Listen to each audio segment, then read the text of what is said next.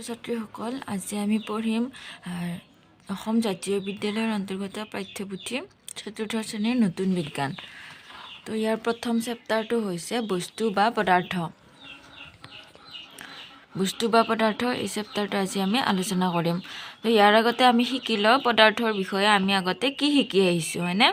আমি আগতে শিকি আহিছোঁ যে পদাৰ্থবোৰ সাধাৰণতে তিনিটা অৱস্থাত থাকে। এটা হ'ল কঠিন বা গোটা অৱস্থা, আনটো হ'ল জুলীয়া অৱস্থা আৰু আনটো হ'ল গেছীয় অৱস্থা।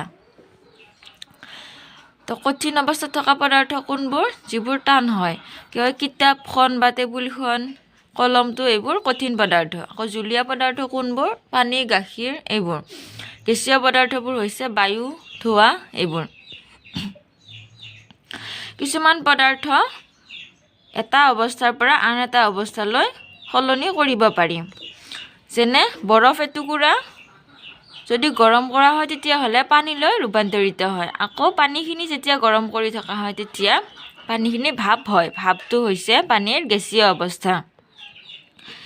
তো পানীখিনি আমি কি হয়, বৰফটো হৈছে কঠিন অৱস্থা, বৰফ অৱস্থাটো পাওঁ। তাৰপিছত পানী হৈছে জুলীয়া অৱস্থা আৰু ভাপ হৈছে তাৰ গেছীয় অৱস্থা। এই তিনিটা অৱস্থাতে পানী পাব পাৰি। তো এতিয়া আমি কিছুমান পদাৰ্থৰ ধৰ্মৰ বিষয়ে শিকিম। পদাৰ্থ বিভিন্ন ধৰণৰ থাকে। সেই সকলোবোৰ পদাৰ্থৰ নিজৰ গুণটো জানিলেহে কি হয়, আমি সেই পদাৰ্থবিধ কামত খটুৱাব পাৰোঁ। সকলো পদাৰ্থৰে নিজা নিজা গুণ আছে হয়নে? কিছুমান পদাৰ্থ সহজতে গুৰি কৰিব পাৰি, কিছুমান পদাৰ্থ গুৰি কৰিব নোৱাৰি। আকৌ কিছুমান পদাৰ্থ জুলীয়া বস্তুত মিহলি হয়, আনহাতে আকৌ কিছুমান পদাৰ্থ জুলীয়া বস্তুত মিহলি নহয়। তো এই সকলোবোৰ এতিয়া আমি আলোচনা কৰিম। তো প্ৰথমতে আমি শিকোঁ যে পদাৰ্থৰ এটা সাধাৰণ ধৰ্ম, সকলো পদাৰ্থ ক্ষুদ্ৰ কণিকাৰে গঠিত। আমি যিমানবোৰ পদাৰ্থ পাওঁ সেই সকলোবোৰ পদাৰ্থই কিছুমান ক্ষুদ্ৰ ক্ষুদ্ৰ কণিকা লগ লাগি গঠিত হৈছে। কঠিন, জুলীয়া আৰু গেছীয় সকলো পদাৰ্থ একেবাৰে সৰু সৰু কণিকাৰে গঠিত। ইয়াতে দেখিছা কাগজখনত কিছুমান কি হয়, সৰু সৰু কণিকা আছে, কাগজৰ কণিকা। তাৰপিছত পানীত থকাবিলাক কি হয়, পানীৰ কণিকা। আৰু গেছৰ মানে বায়ুত থকাবোৰ হৈছে গেছৰ কণিকা। কিছুমান কঠিন পদাৰ্থ কিছুমান জুলীয়া পদাৰ্থত মিহলি হয়। যেনে কঠিন পদাৰ্থ কি হয়, নিমখ বা চেনি। নিমখ বা চেনি হৈছে এইবোৰ কঠিন পদাৰ্থ। আকৌ পানী হৈছে জুলীয়া পদাৰ্থ। নিমখ, চেনি জুলীয়া পদাৰ্থত মিহলি হৈ যায় হয়নে? তো কিছুমান কঠিন পদাৰ্থ কিছুমান জুলীয়া পদাৰ্থত মিহলি হৈ যায়। আৰু জুলীয়া পদাৰ্থত যদি কঠিন পদাৰ্থ মিহলি হৈ থাকে তেতিয়াহ'লে সেই পানীখিনিক কি বুলি কোৱা হয়? দ্ৰৱ বুলি কোৱা হয়। পানীত মিহলি হৈ যোৱা কিছুমান পদাৰ্থৰ নাম যদি তোমালোকক লিখিবলৈ দিয়ে তেতিয়াহ'লে কি হ'ব? নিমখ, চেনি এইবোৰ কঠিন পদাৰ্থ। আকৌ কিছুমান জুলীয়া পদাৰ্থতে মিহলি হয়। তো সেইবোৰ হৈছে মৌ, তাৰপিছত নেমু ৰস এইবোৰ। তো এতিয়া আমি পঢ়িম কম কঠিন আৰু বেছি কঠিন।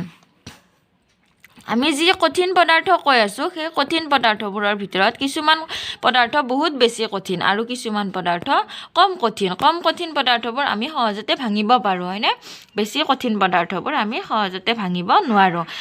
চকমাটি এটুকুৰা আৰু কাঠ পেঞ্চিল এডাল যদি আমি লওঁ তেতিয়াহ'লে চকমাটি টুকুৰা কাঠ পেঞ্চিলডালতকৈ কম কঠিন। সেইকাৰণে চকমাটি টুকুৰা আমি সহজে ভাঙিব পাৰোঁ ন, কাঠ পেঞ্চিলডাল কিন্তু সহজে ভাঙিব নোৱাৰোঁ।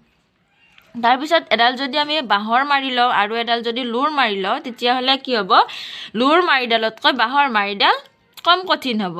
বাঁহৰ মাৰিডাল আমি হাতেৰে ভাঙিব পাৰিম, কিন্তু লোৰ মাৰিডাল আমি হাতেৰে ভাঙিব নোৱাৰিম হয়নে? লোৰ মাৰিডাল বেছি কঠিন।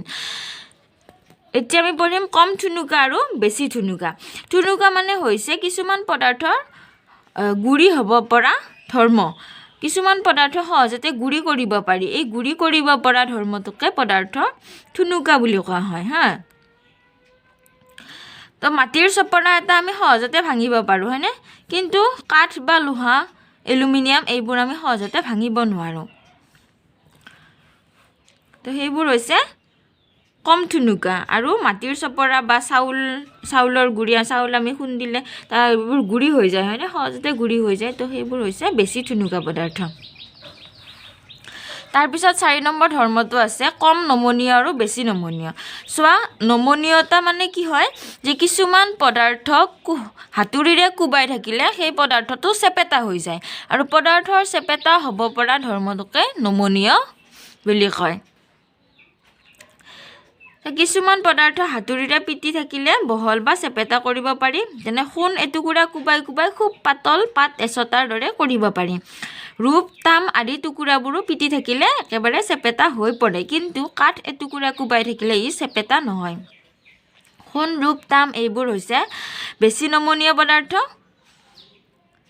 তাৰপিছত কাগজ বা কাৰ্বন এইবোৰৰ নমনীয়তা কম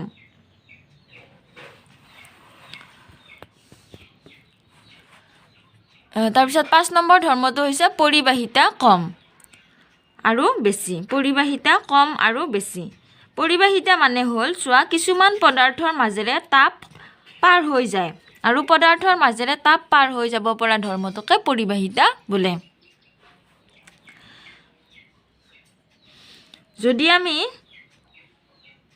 তার এডাল জুইত খেকি দিওঁ তেতিয়াহ'লে কি হ'ব তার ডালৰ এটা মূৰৰ পৰা আনটো মূৰ অতি সোনকালে গৰম হৈ যাব এটা মূৰ যদি আমি জুইত লগাই দিওঁ আনটো মূৰো সোনকালে গৰম হৈ যাব কিন্তু যদি আমি